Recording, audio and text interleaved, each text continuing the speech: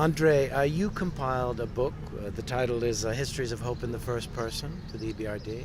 And the book is a series of personal reflections of authors in 15 countries about life in the region over the past 15 years.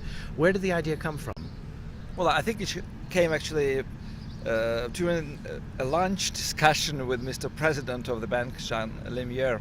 I have no doubts actually who was the first to mention the idea.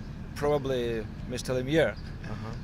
But I got very excited about it because I always thought how actually 250 million of Soviet people who had Soviet dreams suddenly turned out to be in different countries, and what happened with their dreams and with their reality. I see.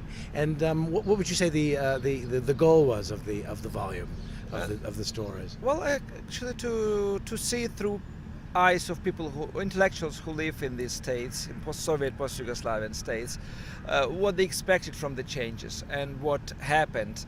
And of course it is very subjective because people are dreaming about great things and reality is never matching the dreams. So there are 15 stories, 15 writers, 15 lives explored. Is there a common theme which runs through these 15 contributions to the volume? It is all comparable, of course. I mean, there are similarities.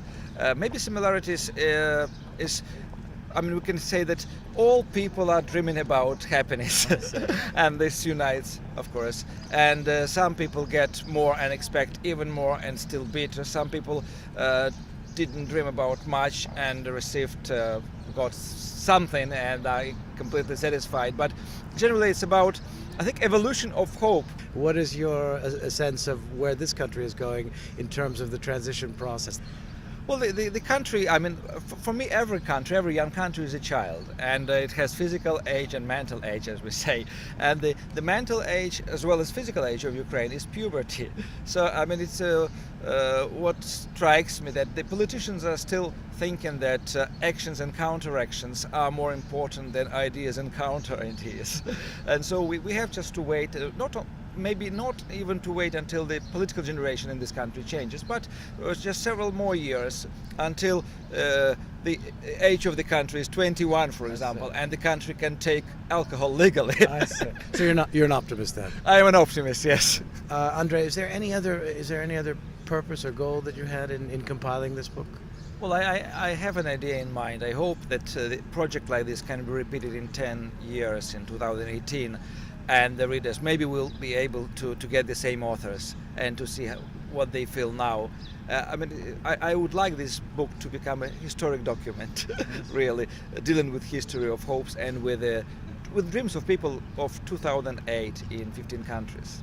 And in your view, is there a place for the EBRD, for the European Bank, in this process over the next 10 years? Well, I do hope. I mean, this book was actually born thanks to the EBRD, and I hope the EBRD will be still very active in the region, in the transition countries, and with the help of EBRD, I hope not only the second book will be published, but also the changes will happen, the changes which are so much awaited by the authors and by the people in these countries.